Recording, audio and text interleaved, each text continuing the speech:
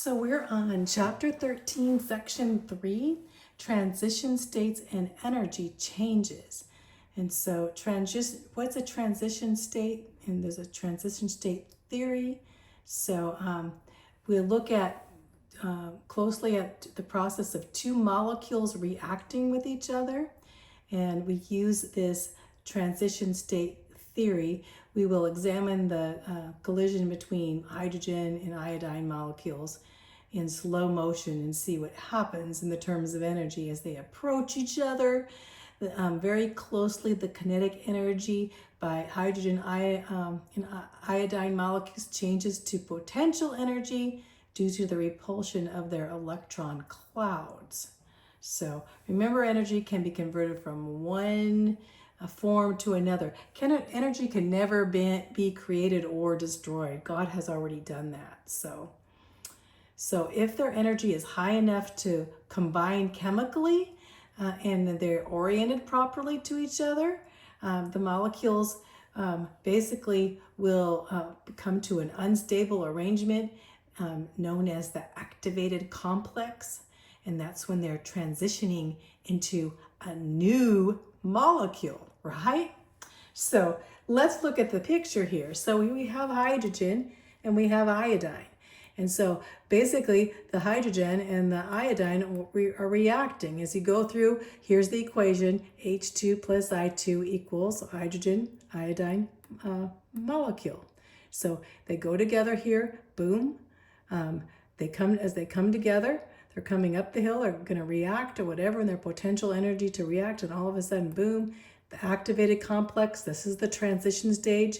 They basically turning into the transitioning stage, and now they're dividing apart, as they divide apart here into two products of a hydrogen and an ion. So this is the transitioning. You see how it's basically you have two of these and two of these, they come four of these, and then this is the transition stage. They're going to boom apart. Now you have the hydrogen iodine with both of them combined together.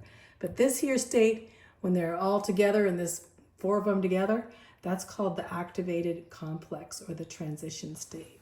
Okay? So let's go on.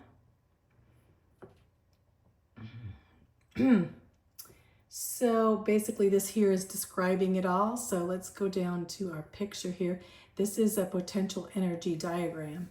So this is going to be kind of hard to explain, but they explain it in another way that's easy to explain, actually.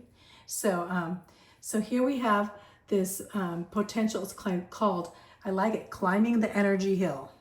So climbing the energy hill as the potential energy gets up, and pretty soon they get into that reaction, transition stage, and then boom, they come together and come apart, and then they go down the hill.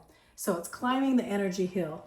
And this is described as a reaction profile, or this diagram down here, they also call it a potential energy diagram. So they're climbing the hill. The potential energy is small here because they're both separate, but as they come together, they're getting more potential energy is that point.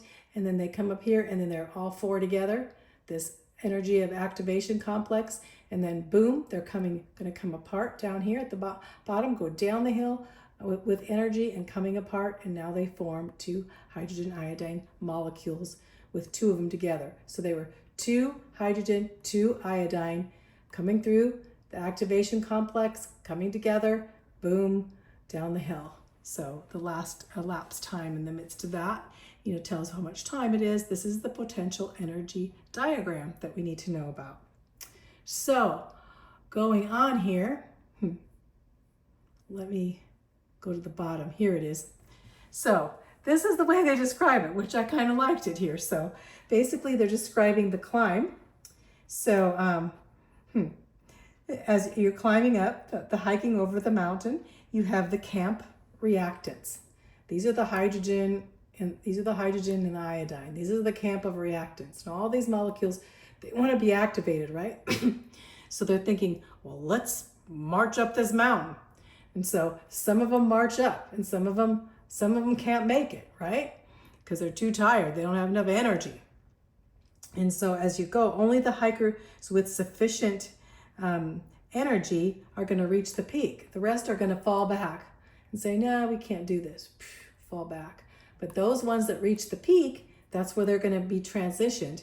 And as they reach that high peak of activation peak of energy, once at activation peak, the trip to the products now, it's going to be easier. They activate. Let's go back here. Activation peak right here on top of this activation. Energy of activation peak, and now they're activated, and now they are combined. But basically, activation. This is going to be pretty easy coming downhill, all the way downhill down to the products, and they become the products. So the energy, the potential energy is coming up. They're activated when they finally get. Some of them don't make it, but they get to the top, and then the easy part is coming down back to the products part, where the energy of products. The same as this.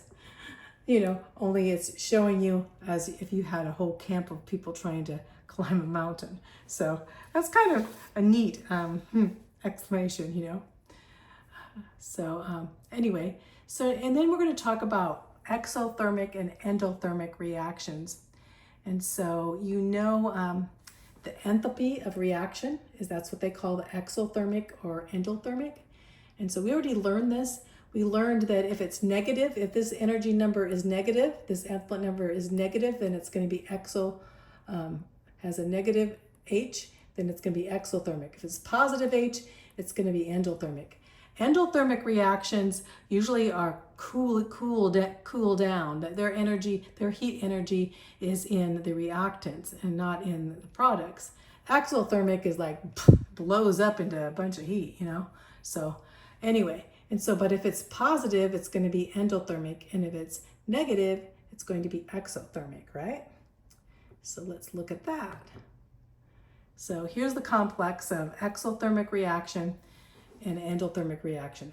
Basically, what I look about these, if you have this, is that they ask you whether it's exothermic or endothermic. If you look at the reactants, the ones that are reacting together, and you see they're at a higher level than the products, then it's going to be exothermic, because it's going to get rid of a lot of heat, because the products now are going to be lower because they got rid of a lot of heat.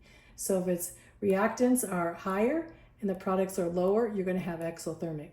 Now, if the reactants are lower and the products are higher, that means the heat is going to be used here on this side, the energy, so it's going to be a positive number, and so the products are going to be positive. It's going to be endothermic, because basically you use the heat here, it sucks the heat out, and it actually becomes cold on this side, and so the products are going to be at the potential energy is going to be higher. So that's the difference. So when you have a lower down here, that means they got rid of the energy, and that's going to be a negative number. That's going to be exothermic.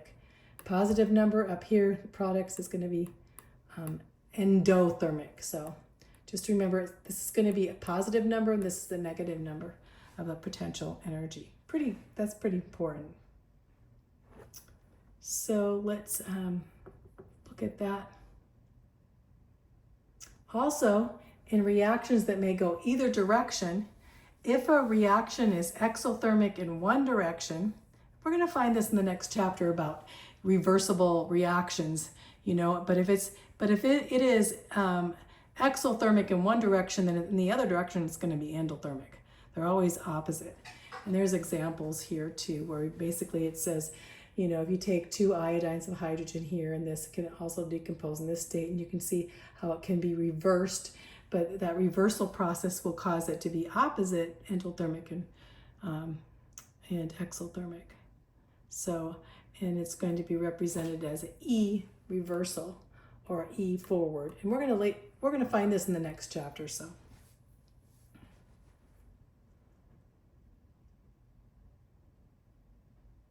Okay, let's see. And they're also relating this to the mountain hiking analogy again. And the effort expended in hiking from Products Park to the top of the trail is greater than the extending and hiking from Camp Reactants to the top. Fewer hikers would be able to make the reverse trip than the forward trip.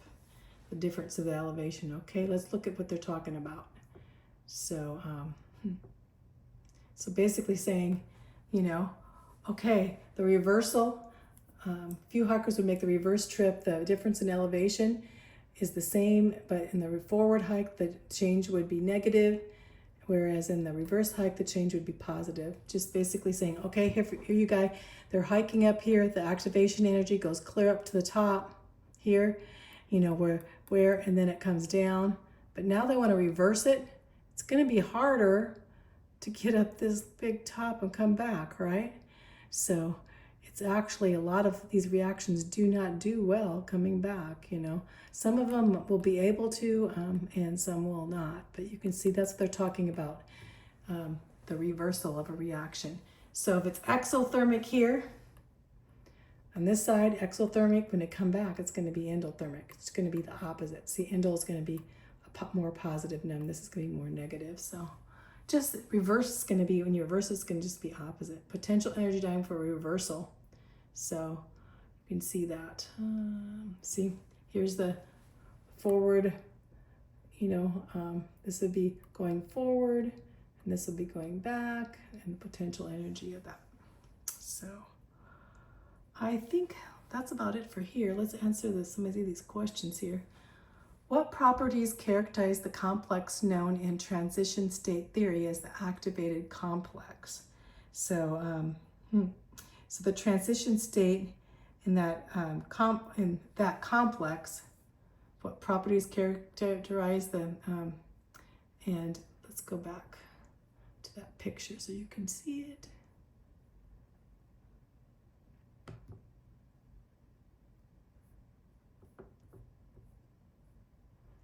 Okay, so the energy of the reactants basically coming up here, and you know, some of them are going to fall back, some of them will get that reaction, and you'll get that activated complex. So the transition state, they want to know what it looks like. You can see where it looks like. Transition state when it's transitioning into 2, it's 4 stuck together, and then that's the highest point, and then it breaks apart and comes down.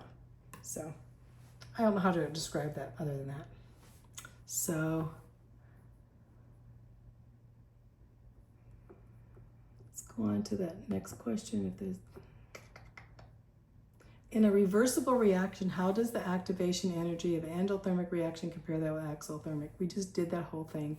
The endothermic picture is going to, the exothermic is also going to be lower because it's exited all of its energy, and it's down at the bottom now. So, you know, all the energy came out, and it got really hot and everything, and now it's a lower. So that's the difference between exothermic. Endothermic is going to end up with a higher positive number of the products, where the reactants are going to be here, but you still have to go through the activated complex. So, all right, I'm not going to do the sketching here. We kind of went over that picture. So that's it for now.